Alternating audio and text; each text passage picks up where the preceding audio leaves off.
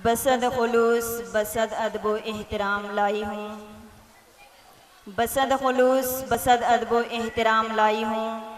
मैं अपने घोसी से ताज़ा सलाम लाई हूँ। सुभान अल्लाह, सुभान अल्लाह, माशा अल्लाह। बरकातुहू।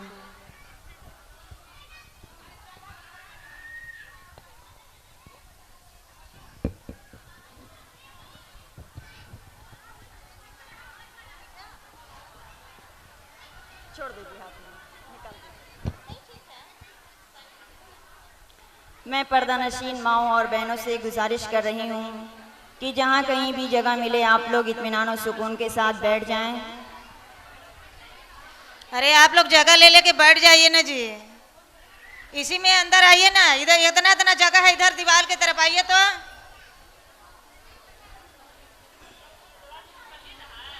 मैंने पूरा दीवार की तरफ खाली है, ऐसे सटिए ना।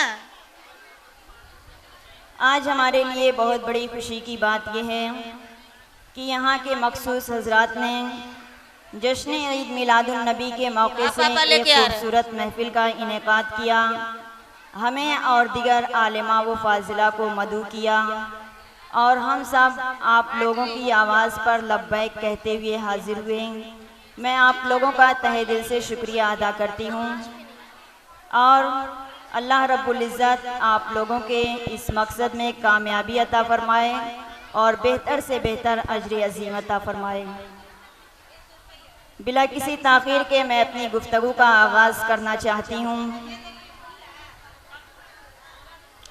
अल्हम्दुलिल्लाह अल्हम्दुलिल्लाहिल्लज़ी नज़्ज़लल फ़ुरक़ाना अला अब्दिही लियकूना लिलआलमीना बशीरन व नज़ीरा। आप लोग हल्ला नहीं कीजिए। वस्सलातु वस्सलामु अला मन अरसलहु इला काफ़्फ़तिल ख़ल्क़ि सिराजम मुनीरा व अला आलिहि व सहबिहिल्लज़ीना जज़ाअहुमुल्लाहु जन्नतन व हरीरा। अम्मा बाद फ़अऊज़ु बिल्लाहि मिनश शैतानिर रजीम। बिस्मिल्लाहिर रहमानिर रहीम। इन्नस्सलाता तन्हा अनिल फ़हशाइ वल मुनकर। सदक़ल्लाहुल अज़ीम व सदक़ रसूलुहुन नबियुल अमीनुल करीम व नहनु अला ज़ालिका लमिनश शाहिदीना व शाकिरीन वल्हम्दुलिल्लाहि रब्बिल आलमीन। आइए कुछ गुफ्तगू शुनीद से क़ब्ल हम और आप मिलकर अपनी अक़ीदतों का नजराना, उल्फतों का खिराज, खुलूस का हदिया, मोहब्बतों का तोहफ़ा बशक्ल दुरूदो सलाम उस बारगाह में पेश करने की सआदत हासिल करें जिनको मशीयत ने मुहासिने नबूवत की रानाइयों से सजा बनाकर मबूस फरमाया, जिन्हें कमालाते रिसालत की शाही अता की, उलूए शान का ताज पहनाया। जगह ले लेके अंदर घुसिए, इधर आइए, साइड में आइए। जिनकी बारगाह में पामाल शुदा जिंदगियों को जलाले साफ़ी का जाम अता किया जाता है, जिनकी नज़रें उड़ जाती हैं तो दिलों के आईने खिल उठते हैं, जिनकी उंगलियों में नूर की ताबानी है, जिनकी पेशानी में सितारों की दरख्शानी है, जिनके वजूद से शैतान को परेशानी है, जिनके उलूम शान से देवबंदियों को हैरानी है और जिनको अपने हम मिस्ल कहना अलामत शैतानी है और जिनके नाम पर मर मिटना अक़ीदत की निशानी है।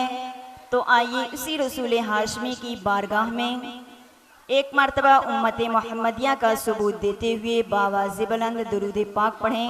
पूरा मजमा मिलकर मेरे साथ अल्लाहुम्मा सल्ली अला सय्यदना शफीना हबीबना नबीना मौलाना बारिक वसल्लिम सल्लु अलैहि सलातु व सलामन अलैका या रसूलल्लाह सल्लल्लाहु तआला अलैहि व आलिहि वसल्लम।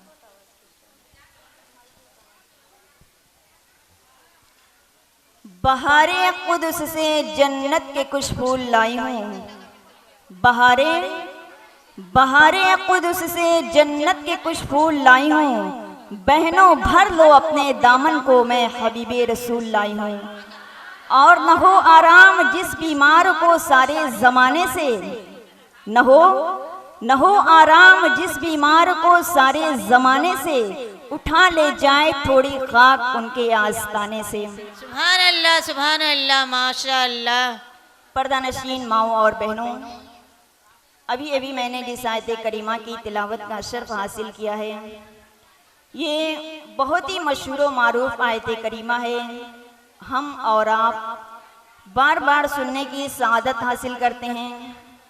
इसके मुतालिक जो कुछ भी मैं कहूँ, अल्लाह ताला मुझे हक कहने और तमामी ख़वातीन को हक सुनकर उस पर अमल करके उसे आम करने की तौफीक अता फरमाए। पर्दानशीन माओ और बहनों, आज हर माँ और बाप ये चाहते हैं कि हमारी औलाद फरमाबरदार हो जाए, हमारी औलाद परहेजगार हो जाए। हम भी यही चाहते हैं कि हम नेक बन जाएं। तो हम नेक कैसे बन सकते हैं? मिसाल के तौर पर कुछ लोगों का ये कहना है कि मैं तरह तरह की बीमारियों में मुब्तला हूँ। कुछ लोगों का ये कहना है कि घर में औलाद हैं, बच्चे हैं, मगर खुशियाँ नहीं हैं। कुछ लोगों का ये कहना है कि मुझे सुकून की नींद नहीं आती है। तो इन सारी परेशानियों और मुसीबतों का हल क्या है? सुनो, उसका हल कुरान पाक फरमाता है, इन्नस्सलात तन्हा अनिल फहशाए वल मुनकर। बेशक नमाज तमाम बुराइयों और बेहयाइयों से रोक लेती है। पर्दानशीन माओ और बहनों, मेरे आका सल्लल्लाहु अलैहि वसल्लम इरशाद फरमाते हैं कि जिसने फज्र की नमाज छोड़ दी, अल्लाह ताला उसके चेहरे से नूर को छीन लेता है। और जिसने ज़ोहर की नमाज छोड़ दी, अल्लाह ताला उसकी रोज़ी से बरकत को उठा लेता है। और जिसने असर की नमाज छोड़ दी, अल्लाह ताला उसे तरह तरह की बीमारियों में मुब्तला कर देता है। और जिसने मगरिब की नमाज छोड़ दी, अल्लाह ताला उसकी औलाद को उसका नाफरमान बना देता है। और जिसने ऐशा की नमाज छोड़ दी, अल्लाह ताला उससे सुकून की नींद को छीन लेता है। पर्दानशीन माओ और बहनों, मेरे आका सल्लल्लाहु अलैहि वसल्लम इरशाद फरमाते हैं कि जब बेनमाजी को मौत आएगी तो मौत के वक्त उसको इतनी तकलीफ होगी, उसको इतनी प्यास मुसल्लत होगी कि अगर 7 समंदरों का पानी उसके मुंह में उड़ेल दिया जाए तो भी उसकी प्यास बुझ नहीं सकती है। उसको भूख इतनी लगी होगी कि अगर 7 पहाड़ों के बराबर खाना उसके मुंह में उड़ेल दिया जाए तो भी उसकी भूख मिट नहीं सकती है। मगर कितने अफसोस की बात है कि उसके रिश्तेदार उसे चमचे चमचे से पानी पिलाते हैं और उसको भूख और प्यास 7 समंदरों और 7 पहाड़ों के बराबर लगी हुई है। पर्दानशीन माओ और बहनों, मेरे आका सल्लल्लाहु अलैहि वसल्लम इरशाद फरमाते हैं कि जब बेनमाजी को कब्र में रखा जाएगा तो उसके कब्र में 99 सांप मुसल्लत होंगे और उनमें एक सांप की ताकत का ये आलम होगा कि अगर वो दुनिया में सांस ले ले तो उसकी गर्मी से पूरी दुनिया के लोग मर जाएंगे। पर्दानशीन माओ और बहनों, बेनमाजी के कब्र में इतना अंधेरा होगा कि एक हाथ को दूसरा हाथ सुझाई ना देता होगा। पर्दानशीन माओ और बहनों, बेनमाजी के कब्र उसे चारों तरफ से दबाएगी, इतना दबाएगी कि उसकी दोनों पसलियां आपस में मिल जाएंगी जैसे कि ये 2 उंगलियां मिली हुई हैं। पर्दानशीन माओ और बहनों, आज हर मुसलमान सूअर से नफरत करता है। हर मुसलमान सूअर से नफरत करता है। मेरे ख्वाजा गरीब नवाज इरशाद फरमाते हैं कि क़यामत के दिन अल्लाह तमाम जानवरों को शुक्र अदा करने का मौका देगा तो उनमें सबसे पहले ऊंट खड़ा होगा, रब की बारगाह में अर्ज करेगा, ऐ मेरे अल्लाह, तेरा लाख लाख शुक्र है कि तूने मुझे ऊंट बनाया, तूने मुझे घोड़ा नहीं बनाया। फिर घोड़ा अर्ज करेगा, ऐ अल्लाह तेरा शुक्र है, तूने मुझे घोड़ा बनाया, तूने मुझे कुत्ता नहीं बनाया। फिर कुत्ता अर्ज करेगा, ऐ अल्लाह तेरा शुक्र है, तूने मुझे कुत्ता बनाया, तूने मुझे गधा नहीं बनाया। फिर गधा अर्ज करेगा, ऐ अल्लाह तेरा शुक्र है, तूने मुझे गधा बनाया, तूने तूने मुझे खिंजीर नहीं बनाया, फिर खिंजीर यानी कि सूअर अर्ज करेगा, ऐ अल्लाह तेरा शुक्र है तूने मुझे सूअर तो बनाया लेकिन इंसान बनाकर बेनमाजी नहीं बनाया। पर्दानशीन माओ और बहनों, अल्लाह रब्बुल इज्जत इरशाद फरमाता है कि वो मोमिनीन मर्द निजात पा गए, कामयाब हो गए जो अल्लाह रब्बुल इज्जत के खौफ से अपनी नमाजों में गिड़गिड़ाते हैं, नमाज खुशू व खुशू के साथ अदा करते हैं, खशियत रब्बानी के साथ अदा करते हैं। याद रखना मेरी बहन, इस दुनिया में हम और आप पहली और आखिरी मर्तबा आए हैं, इसके बाद कभी लौट कर इस दुनिया में आना नसीब न होगा, क्योंकि जब हमारे जिस्म का ताल्लुक हमारी रूह से टूट जाएगा उसके बाद कभी हम लौट कर इस दुनिया में नहीं आएंगे। इसलिए कि इंसान बार बार तमन्ना करेगा, बार बार रब की बारगाह में इल्तिजाएं करेगा, ऐ मेरे करीम मुझे दुनिया में जाने दे और कम अज कम 2 रकात नमाज पढ़ लेने की इजाजत दे दे। तो बंदे को कहा जाएगा, ऐ मेरे बंदे, जब मैंने तुझे इबादत करने का मौका दिया था तो तूने मेरी इबादत नहीं की, अब तू दारुल अमल से दारुल जज़ा की तरफ आ गया है, इसलिए अब तुझे दुनिया में जाने की इजाजत नहीं है। आप लोग हल्ला बहुत कर रही हैं, अब अपना अपना सर को ढांक लीजिए, कहीं शादी ब्याह में नहीं आई हैं, अपना अपना सर को ढांकिए इत्मीनान के साथ। आज जो तनी लिपस्टिक लगा के आई हैं वो जरा लिपस्टिक को तनी अलग से हटा दीजिए। नहीं तो हल्ला नहीं, शोर नहीं, एकदम हंसने का कोई बात नहीं है। आप लोग अल्लाह के घर में आई हैं, अल्लाह की इबादत के लिए आई हैं। पर्दानशीन माओ और बहनों, एक मर्तबा दुरूद पाक पढ़ लीजिए। अल्लाहुम्मा सल्ली अला सय्यदना अल्लाहुम्मा सल्ली अला सय्यदना शफीना हबीबना नबीना मौलाना बारिक वसल्लिम सल्लु अलैहि सलातु व सलाम अलैहि या रसूलल्लाह सल्लल्लाहु तआला अलैहि व आलिहि वसल्लम। पर्दानशीन माओ और बहनों, आज अल्लाह ने हमें इबादत करने का मौका दिया है तो हम उसकी इबादत नहीं करते हैं। हमारे पास फुर्सत है सीरियल देखने के लिए, हमारे पास फुर्सत है फिल्में देखने के लिए, हमारे पास फुर्सत है वलीमे में जाने के लिए, हमारे पास फुर्सत है दोस्त अहबाब से मिलने के लिए, मगर उस रब के लिए कोई टाइम नहीं है जिसने हमें पैदा किया, जिसने हमें पाला पोसा, जिसने हमें जिंदगी दी, जिसने हमें खुशियाँ दी, उस रब के लिए कोई टाइम नहीं है। ऐ पर्दानशीन माओ और बहनों, अगर हमारी दोस्त और सहेली ने दावत दे दी है तो हमें ये फिक्र होती है कि हम उसकी दावत पर ना जाएंगे तो वह नाराज हो जाएगी। मेरी बहन बता, तेरी सहेली है क्या? जिस दिन तुझे मौत आएगी मुमकिन है कि वह अपनी मसरूफियत की वजह से तेरे जनाजे में भी शरीक न हो। अगर उसकी माँ के घर कोई फंक्शन है तो अपनी माँ के घर के फंक्शन को अहमियत देगी, वो अपने रिश्तेदार को अहमियत देगी। मेरी नादान बहन, तूने इतने बेवफा इंसानों के लिए इतनी खुशी का ख्याल किया, लेकिन मेरा वह अल्लाह जिसका करम ही करम है, जो 70 माओ से ज्यादा अपने बंदे और बंदियों से मोहब्बत करता है, उस रब के लिए कोई टाइम नहीं है। और फिर सोचो तो सही, जब सब कब्र में छोड़ देंगे तो मैदान महशर में मेरे रब की रहमतें काम आएंगी, मेरे आका की रहमतें काम आएंगी। ऐ पर्दानशीन माओ और बहनों, तुम्हें अपनी सोच को बदलना होगा, तुम्हें अपनी फिक्र को बदलना होगा, तुम्हें अपनी आदतों अतवार को बदलना होगा।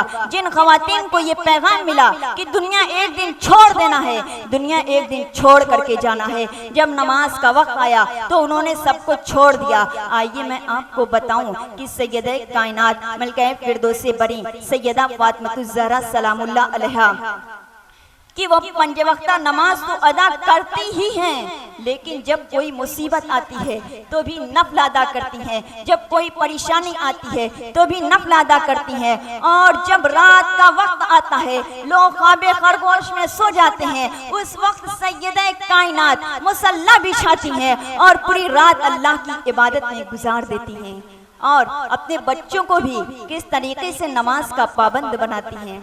कि एक मर्तबा मौला हसन और हुसैन दोनों भाइयों के दरमियान आपस में कुछ बातें हो गई, तो इमाम हुसैन दौड़े दौड़े अम्मी की बारगाह में हाजिर गए। अर्ज की, अम्मी, भाई हसन ने मुझे अजियत पहुंचाई है। तो माँ ने बेटे की कंप्लेन सुनने के बाद ये नहीं कहा कि हसन ने तुझे अजियत क्यों पहुंचाई, ये मैं सुनना नहीं चाहती हूँ। और तूने उससे लड़ाई क्यों की, ये भी मैं सुनना नहीं चाहती हूँ। मैं तो बस इतना जानती हूँ कि जब दो भाई आपस में इख्तिलाफ करते हैं तो अल्लाह नाराज हो जाता है। जैसे ही इमाम हुसैन ने सुना कि अल्लाह नाराज हो जाता है, अर्ज की अम्मी फिर वह राजी कैसे होता है? सैयदा फरमाती है कि बेटा 2 रकात नफल अदा कर ले, तेरा अल्लाह तुझसे राजी हो जाएगा। आज लोग हैरान हैं कि इमाम हुसैन पूरा के पूरा घर लुटाने के बाद जब जख्मों से छलनी छलनी होती है तो क्या इमाम हुसैन को घर याद नहीं आता है? क्या इमाम हुसैन को बेटी याद नहीं आती है? क्या इमाम हुसैन को बीवी याद नहीं आती है? इमाम हुसैन जब जख्मों से छलनी छलनी होते हैं तो उस वक्त आपको सजदा और नमाज क्यों याद आता है? वजह यह है कि बचपन से माँ ने ये तरबियत दी थी कि बेटा जब भी तू अल्लाह को राजी देखना चाहे तो अपने सर को सजदे में रख दिया कर, तेरा अल्लाह तुझसे राजी हो जाएगा। पर्दानशीन माओ और बहनों, मगर आज की माएँ ही नमाज नहीं पढ़ती हैं तो औलाद के दिल में नमाज की मोहब्बत कैसे पैदा होगी? पर्दानशीन माओ और बहनों, तुम अपने जेवरात पर गुरूर करती हो, तुम अपने कीमती महल और मकानात पर तुम नाज करती हो, तुम अपने शौहर पर घमंड करती हो।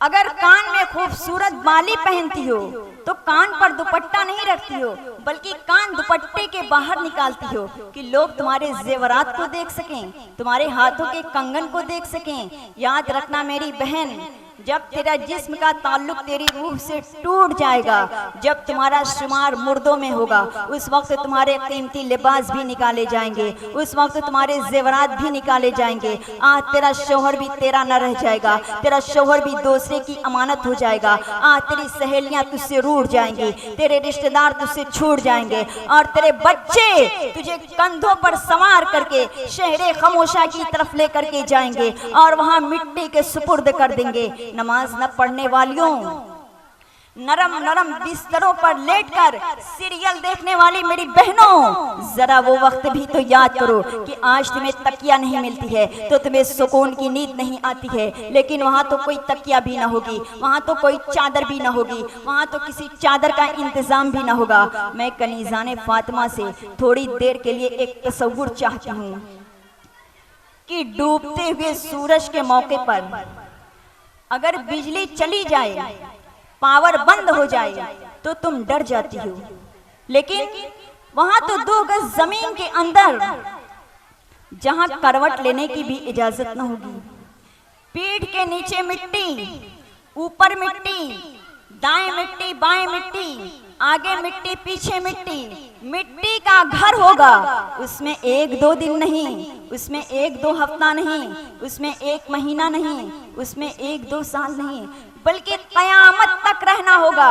और सुनो सुनो, अल्लाह के हबीब सल्लल्लाहु अलैहि वसल्लम इरशाद फरमाते हैं कि जिसने जानबूझकर नमाज तर्क की होगी, जब कब्र की पहली रात आएगी, हाय वो कब्र की पहली रात इतनी दर्दनाक होगी, जहाँ का दिन भी अंधेरों में डूबा हुआ है, वहाँ की रात कितनी खौफनाक होगी। तारीकी ही तारीकी है, न शौहर का प्यार है, न माँ की शफ़क़तें हैं, न सहेलियों की बहारें हैं, न दोस्तों की कतारें हैं। हाय हाय कैसे गफलत में जिंदगी गुजारी कि नमाज के लिए वक्त तक नहीं निकाला। मेरी बहन, तेरा जिस्म कितना कमजोर है, तुझे सिनफ़े नाजुक कहा गया है। अगर बत्ती का झटका लगे तो तू बेचैन हो जाती है, मच्छर का डंक लगे तो तू बेकरार हो जाती है, तेरे बच्चे तेरे जिस्म पर खेलें तो तेरी नींद उड़ जाती है। मेरी बहन बता, तेरा हाल क्या होगा जब तुमने दुनिया में नमाज तर्क की होगी और तर्के नमाज की बुनियाद पर जब चारों तरफ से तुम्हें कब्र दबाएगी, उस वक्त तेरी तकलीफ का आलम क्या होगा।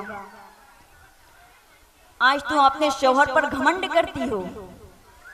मैं ये नहीं कहती कि शौहर से प्यार न करो, मैं ये नहीं कहती कि रिश्तेदार से प्यार न करो, सबसे प्यार करो, लेकिन जब रब की बारगाह में हाजिरी का वक्त आ जाए तो फिर सबको छोड़ दो, इसलिए कि अव्वल और आखिर तुम्हें उस रब की तरफ लौट करके जाना है। क्या तुमने नहीं सुना, हमने तो ऐसी ऐसी औरतों की जिंदगी पढ़ी है जिनकी मोहब्बत में लोगों ने ताजमहल बनाया, जिनकी मोहब्बत में लोगों ने ताजमहल बनाया। क्या मुमताज की मौत के बाद शाहजहां ने दूसरी शादी का प्लान नहीं किया? पर्दानशीन माओ और बहनों, मैं आपसे पूछना चाहती हूँ कि अगर लोहा आपकी उंगली पर गिर जाए तो कितनी तकलीफ होती है। जब चारों तरफ से कब्र दबाएगी उस वक्त तेरी तकलीफ का आलम क्या होगा। पर्दानशीन माओ और बहनों, आज दुनिया की रंगेलियों में खड़ी होकर के तुम कितना सिंगार करती हो। सिंगार करने वालियों, अपने खूबसूरत चेहरे को सजाने वालियों, क्या तुमने अपने दिल को भी संवारा है? क्या तुमने आखिरत को संवारने की कोशिश की? मेरे आका इरशाद फरमाते हैं कि नमाज वह इबादत है जो बुरी तकदीरों को भली कर दिया करती है, जो नहूसतों को सआदतों में बदल दिया करती है, जो मुश्किलों को राहतों में बदल दिया करती है। मेरे आका इरशाद फरमाते हैं कि तू नमाज को छोड़ करके राहत चाहती है, सुन ले, जिस नमाज की बरकत से अल्लाह मिल जाता है तो क्या दुनिया की मुसीबतें नहीं टल सकती हैं। पर्दानशीन माओ और बहनों, मेरे आका सल्लल्लाहु अलैहि वसल्लम इरशाद फरमाते हैं कि मेराज की शब मैंने जहन्नम का मुशाहिदा किया तो मैंने क्या देखा कि कुछ लोगों के सरों को हथौड़ों से मारा जा रहा है। तो कुछ लोगों के सरों को हथौड़ों से मारा जा रहा है। जब उनके सर पर हथौड़ा मारा जाता है तो उनके सर ऐसे पिस जाते हैं जैसे कि चने पर हथौड़ा मारने से चना पिस जाता है। तो आप मुझे बताएं कि सर कितनी नाजुक चीज होती है। अगर बाल में कोई गांठ पड़ जाए और कोई तेजी से खींच ले तो बालों में जो तनाव होते हैं, अगर कोई खींच ले बालों की तनाव की तकलीफ औरतों से ज्यादा किसे पता होगी, क्योंकि औरतों के बाल जो है कि आम तौर पर लंबे होते हैं। अगर बाल कोई खींच ले तो इंसान बेबस हो जाता है, इंसान बेकस हो जाता है। और सोचो जब फरिश्ता हथौड़ा मारेंगे, वो भी कौन सा हथौड़ा, ये दुनिया की आग का बना हुआ हथौड़ा नहीं बल्कि जहन्नम की आग का बना हुआ हथौड़ा। सादिक व मस्दूक नबी सल्लल्लाहु अलैहि वसल्लम इरशाद फरमाते हैं, अगर कोई मुफ्ती या मुकर्रिर कहता तो मुमकिन है कि हम उस पर शक कर सकते थे, लेकिन ये तो वह रसूल फरमा रहे हैं। जबान जिनकी है, कलाम खुदावंदे कुद्दूस का है, वह रसूल फरमा रहे हैं कि अल्लाह ने जहन्नम के फरिश्तों को आंख और कान नहीं दिया है। अल्लाह ने जहन्नम के फरिश्तों को आंख और कान इसलिए नहीं दिया है कि जब वह अजाब देंगे तो न तुम्हारी चीखों पुकार को सुनेंगे और न देखेंगे। जब सुनेंगे नहीं और देखेंगे नहीं तो उनको रहम भी नहीं आएगा। और अल्लाह ने उनके अंदर रहम रखा भी नहीं है, क्योंकि उनकी ड्यूटी वही है। अगर वह अजाब में कोताही करेंगे तो अल्लाह के नाफरमान करार दिए जाएंगे और वह अल्लाह की नाफरमानी नहीं कर सकते, क्योंकि वह मासूम है। अपने काम को बहुस्न खूबी अदा करेंगे, अपनी शान और ताकत के मुताबिक अदा करेंगे। अगर फरिश्ता जमीन पर मार दे तो जमीन हलाक हो जाए। सोचो जब फरिश्ता हथौड़ा मारेंगे तो उस वक्त तेरी तकलीफ का आलम क्या होगा। पर्दानशीन माओ और बहनों, तो मेरे आका सल्लल्लाहु अलैहि वसल्लम ने जिब्राइल से पूछा कि जिब्राइल, ये कौन लोग हैं जिनके सरों को हथौड़ों से चकनाचूर किया जा रहा है। तो जिब्राइल ने बताया कि या रसूल अल्लाह, ये आपकी उम्मत के वह लोग हैं जो नमाज के वक्त में घरों में बैठा करते थे और नमाज नहीं पढ़ते थे। पर्दानशीन माँ और बहनों,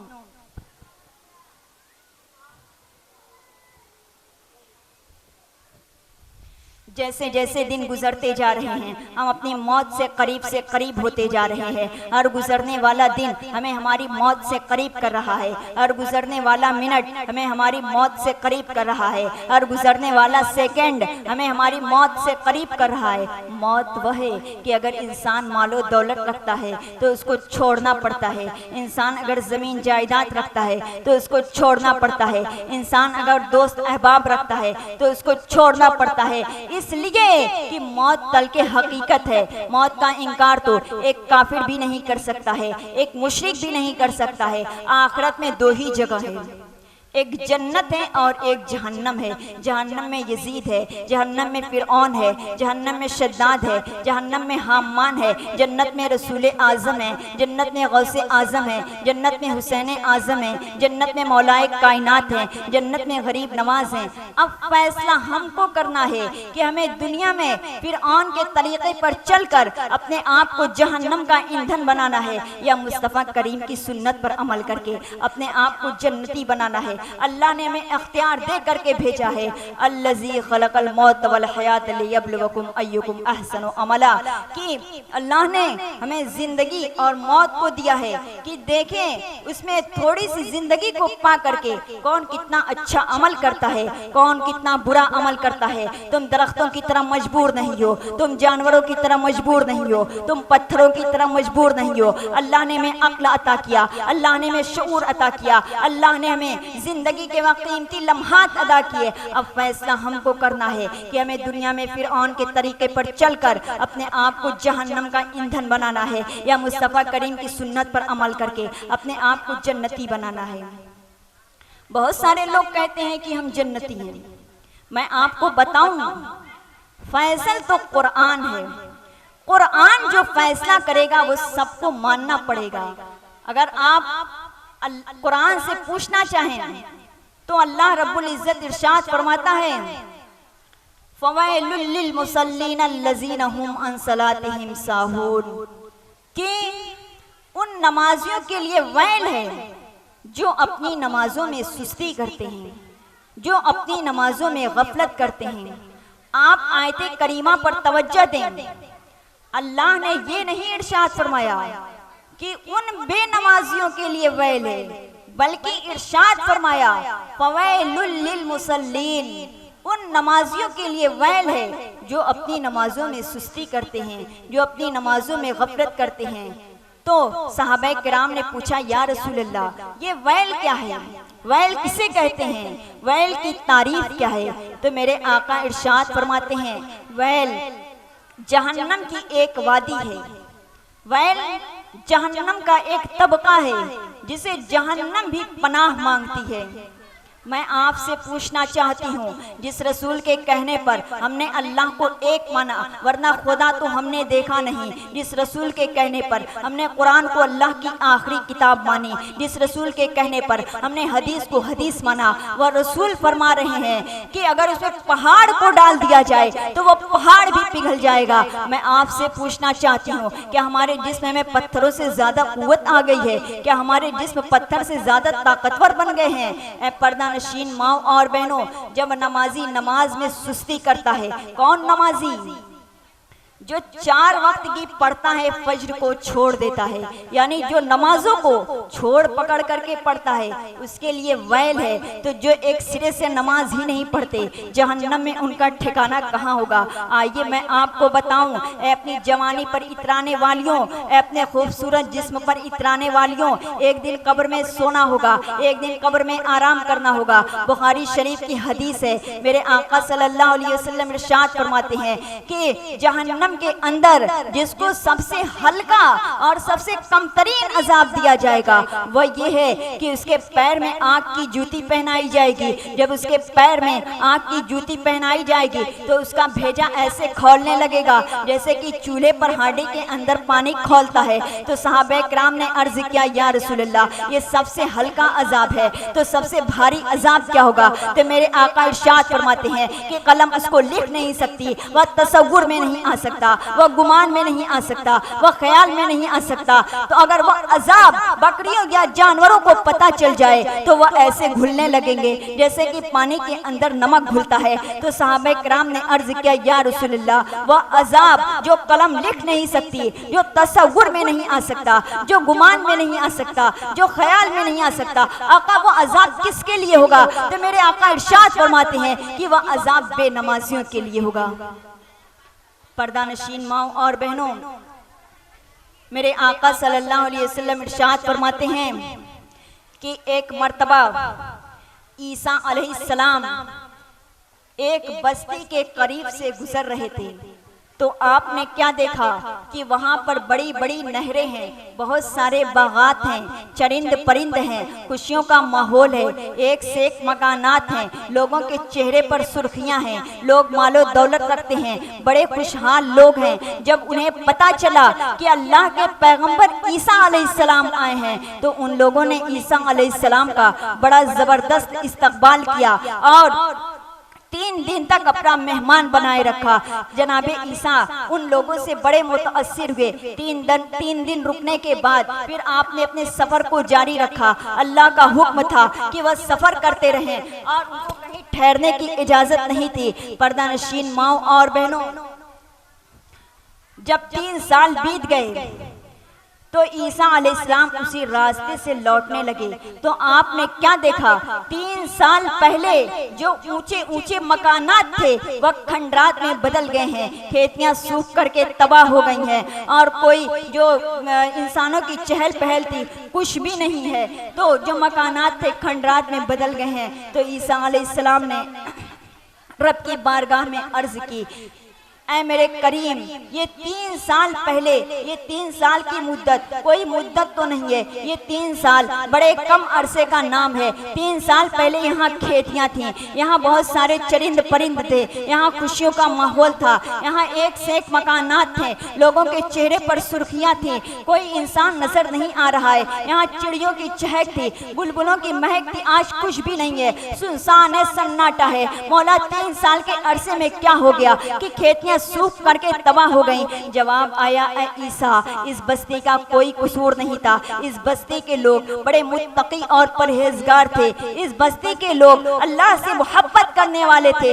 अलबत्ता इस बस्ती के अंदर एक बेनमाजी आया और उसने कदम रखा और उनकी नहर से पानी पी लिया। जब उनकी नहर से पानी पी लिया तो अल्लाह ने उनकी नहरों को खुश्क कर दिया। फिर खेतियां सूख करके तबाह हो गईं, मकानात खंडरात में बदल गए। तो मैं आपसे पूछना चाहती हूँ, जिस बस्ती के अंदर एक बेनमाजी आए तो पूरी की पूरी बस्ती खंडरात में बदल जाए। जिस बस्ती के लोग नमाज नहीं पढ़ते हैं तो फिर वो लोग राहत की सांस कैसे लेते होंगे, वो लोग इत्मीनान की सांस कैसे लेते होंगे? आप सोचती होंगी कि हम इतने बर्बाद क्यों नहीं हो जाते हैं, हमारे घर हमारे मकानात खंडरात में क्यों नहीं बदल जाते हैं?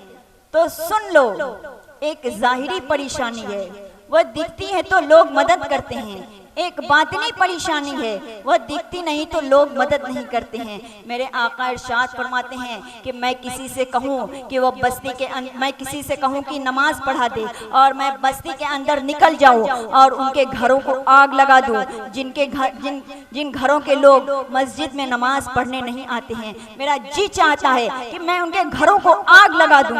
आप इस हदीस को सुन करके यूं ही गुजर जाती हैं कि नबी ने तो सिर्फ चाहा है। तो सुनो, आयशा फरमाती हैं कि नबी का काम सिर्फ चाहना होता है, अल्लाह का हुक्म है, नबी की चाहत है। अल्लाह का नबी की चाहत है कि बैतुल मुक़द्दस किबला होगा, अल्लाह का हुक्म है कि काबा किबला होगा। तो अल्लाह ने नबी की चाहत पर अपने हुक्म को तब्दील फरमा दिया। पर्दानशीन माओ और बहनों, शेख अबू तालिब मक्की रहमतुल्लाह अलैह अपनी किताब कुव्वतुल कुलूब में फरमाते हैं कि अजान से लेकर जमाअत तक का जो वक्फा होता है वह शबे कदर से अफजल होता है। मेरे आका इरशाद फरमाते हैं कि शबे कदर में तो शक है, 21 को होगी या 23 को होगी, 25 को होगी या 27 को होगी या 29 को होगी। मेरे आका इरशाद फरमाते हैं कि दिन में 5 मर्तबा तुम पर शबे कदर से बेहतर वक्त आता है, लेकिन तुम तो गैरत की महफिलें सजा करके बैठती हो, तुम तो पार्कों की महफिलों में बैठती हो, तुम तो कैमरे के सामने बैठती हो, तुम तो वीडियो के सामने बैठती हो। अल्लाह अकबर, तुम तो नमाजों को तर्क करने के लिए सीरियल देखती हो। अगर सीरियल शुरू हो जाए तो इंसान दुकान बंद कर देता है, नमाज का वक्त हो जाए तो इंसान दुकान बंद नहीं करता है। पर्दानशीन माओ और बहनों, नबी के इश्क का दावा करने वालियों, मुझे शक नहीं कि तुम आशिक नहीं हो, मैं ऐसा कभी नहीं कहूँगी, वल्लाह मैं कभी नहीं कह सकती। मेरा हुस्न ज़न है कि तुम आशिक हो। मैं तुम्हें एहसास दिलाना चाहती हूँ कि तुम नबी की आशिक हो, तुम ख्वाजा गरीब नवाज की आशिक हो, तुम गौसे पाक की आशिक हो। तो तुमने सीरियल के नाम पर तो तुमने दुकान बंद कर दी, लेकिन नमाज के नाम पर तुमने कितनी मर्तबा दुकान बंद की। नादान मुसलमान, जो मुसलमान अल्लाह की इबादत से ज़्यादा, अल्लाह की इबादत को अहमियत नहीं देता, वो मुसलमान क्या खाक मुसलमान है, वह क्या खाक आशिक रसूल है। अगर आशिक रसूल देखना है तो करबला की धरती पर देखो कि जब मौत सामने थी तो हुसैन को मौत की परवाह नहीं थी। इमाम हुसैन सजदे में जाके बता रहे हैं कि आशिक का शौक सजदा हुआ करता है। ऐ पर्दानशीन माओ और बहनों, करबला के मैदान में इतना गम उठाने के बाद सैयदा ज़ैनब कहती हैं कि ऐ अहले बैतियों उठो, नमाज पढ़ो। तो औरतें कहती हैं कि मासूम अली असगर के लिए पानी नहीं है तो हम पानी कहाँ से लाएं। तो सैयदा ज़ैनब कहती हैं कि पानी नहीं है तो तयम्मुम करो। औरतें कहती हैं कि तयम्मुम के लिए पाक मिट्टी चाहिए, यहाँ तो पूरा आंगन खैमों का खून से भरा हुआ है। तो सैयदा ज़ैनब कहती हैं कि सुनो सुनो, नाना जान की हदीस है कि जिसने असर की नमाज छोड़ दी उसके सारे आमाल बर्बाद हो जाते हैं। तुम नमाज छोड़ोगी तो करबला से लेकर मदीना से लेकर करबला तक जितनी तुमने कुर्बानी दी हो कहीं रद्द न कर दी जाए। सुनो, पानी नहीं तो तयम्मुम, तयम्मुम के लिए पाक मिट्टी नहीं तो अपने बेटों के खून से तयम्मुम करो और नमाज पढ़ो। अब भी तुम पर नमाज मुआफ नहीं है। पर्दानशीन माओ और बहनों, याद रखना, आज हर बहन चाहती है कि खुशियां मिले, हर बाप चाहता है कि खुशियां मिले। खुशियां पाने के लिए लोग बिल्कुल बौले कुत्ते की तरह हो गए हैं। कोई खुशियां शराब के अड्डों पर ढूंढ रहा है, कोई खुशियां पार्कों में ढूंढ रहा है, कोई खुशियां फिल्मों में ढूंढ रहा है। नादान मुसलमान, तुम्हें खुशियां कहीं नहीं मिलेंगी। खुशियां मिलने की एक जगह है, खुशियों का मरकज एक है जिसको ज़ाते रिसालत मुआब कहते हैं। तुम मेरे रसूल को दुखी करते हो, तुम मेरे रसूल को अपने गंदे आमाल की वजह से तुम मेरे रसूल का दिल दुखाते हो, तुम्हें खुशियां कहीं नहीं मिलेंगी। पर्दानशीन माओ और बहनों, याद रखना, सजदा वो है जो इंसान के चेहरे को मुनव्वर कर देता है। सजदा वो है जो इंसान की परेशानियों को दूर कर देता है। सजदा वो है जो इंसान की मुसीबतों को दूर कर देता है। पर्दानशीन माओ और बहनों, जब नमाजी को मौत आएगी तो उसको इतनी आसानी से आएगी जैसे कि दूध पीता बच्चा दूध पीते पीते सो जाता है, उसके मुंह से उसकी माँ का सीना निकल जाता है, उसे खबर नहीं होती। ऐसी ही नमाजी की रूह निकाल ली जाएगी और उसे खबर नहीं होगी। जब नमाजी को कब्र में रखा जाएगा तो उसके लिए जन्नत का बिछौना बिछाया जाएगा और उसके लिए जन्नत की खिड़कियां खोल दी जाएंगी। फिर वह एक दुल्हन को देखेगा तो वह कहेगा कि हाँ, दुल्हन कहाँ से आ गई। तो अपनी घूंघट उठा करके कहती है कि मैं तेरी नमाज हूँ। जब नमाज का वक्त आता था तो तू सबको छोड़ देता था, आज तूने बीवी छोड़ा, आज तूने बच्चा छोड़ा, आज तूने दोस्त अहबाब छोड़ा। जब सबको तुमने छोड़ दिया तो मैं एक दुल्हन की शक्ल में आ गई हूँ तेरा दिल बहलाने के लिए और कयामत तक बहलाती रहूंगी। पर्दानशीन माओ और बहनों, अगर कब्र में चैन की नींद सोना है तो फिर नमाज की पाबंदी कीजिए। पर्दानशीन माओ और बहनों, मेरे आका सल्लल्लाहु अलैहि वसल्लम इरशाद फरमाते हैं कि नमाज की बरकत यह है कि सैयदना अबू हुरैरा फरमाते हैं कि एक मर्तबा मुझे भूख लगी हुई थी, मुझे इतनी शिद्दत की भूख लगी हुई थी कि भूख की वजह से मेरे चेहरे की हालत खराब हो रही थी। तो अबू हुरैरा के दिल में ये ख्याल आया कि मैं क्यों ना ऐसी जगह पर जाकर के बैठ जाऊं जहां से तमाम मालदार सहाबे किराम का गुजर होता है। अबू हुरैरा कहते हैं कि मैं ऐसी जगह पर जाकर के बैठ गया तो मैंने क्या देखा, सबसे पहले मैंने सिद्दीक़ अकबर को देखा तो मैंने उनसे सलाम किया तो उन्होंने मेरे सलाम का जवाब दिया और आगे बढ़ने लगे। तो मैंने उनसे एक मसला पूछा जो मुझे पहले से मालूम था। सिद्दीक़ अकबर ने मुझे वह मसला बताया और आगे बढ़ गए। फिर मैंने कहा कि रुकिए, तो कि जब वो मेरे चेहरे की तरफ देखेंगे और मेरे चेहरे पर भूख के आसार को देखेंगे तो मुझे अपने घर ले जाकर के खाना खिलाएंगे।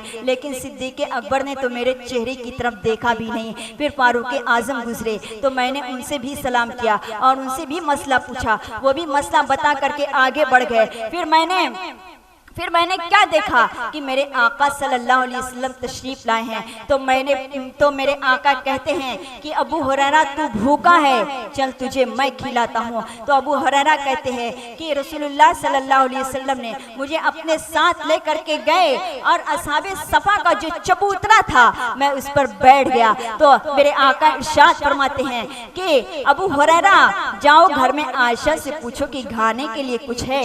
तो अबू हुरैरा गए। आयशा फरमाती हैं कि किसी ने दूध का एक कटोरा पेश किया है, ले जाओ तुम हुजूर को दे दो। हजरत अबू हुरैरा कहते हैं कि मैं कटोरे को देख रहा था कि मुझे इतनी तेज भूख लगी हुई है कि ये एक कटोरा दूध मेरी भूख को मिटा नहीं सकता है। वह कटोरा मैंने अपने आका के हाथ में पेश कर दिया। तो मेरे आका ने इसमें बरकत की दुआ की और फरमाया कि ले जाओ, तुमसे पहले 70 लोग भूखे बैठे हुए हैं, ले जाओ पहले तुम उन्हें पिला दो। हजरत अबू हुरैरा कहते हैं कि मैंने एक को पिलाया, 2 को पिलाया, 3 को पिलाया, 70 के 70 को पिला दिया। फिर मैंने पिया, फिर हुजूर ने पिया। फिर हुजूर फरमाते हैं कि अब ले जाओ आयशा को दे दो, आयशा भी पी ले। हजरत अबू हुरैरा कहते हैं कि मैं फैसला नहीं कर पा रहा था कि कटोरा ले करके आया था तो दूध ज्यादा था या ले करके जा रहा हूँ तो दूध ज्यादा है। इसको कहते हैं बरकत। अल्लाह नमाजियों के घरों में बरकत अता करता है। ऐ पर्दा नशीन माओ और बहनों,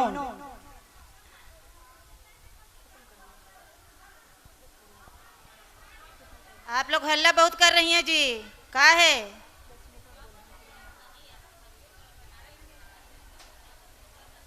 आप लोग बैठ जाइए जगह ले लेके जगह बढ़ जाए, उतना तो जगह है।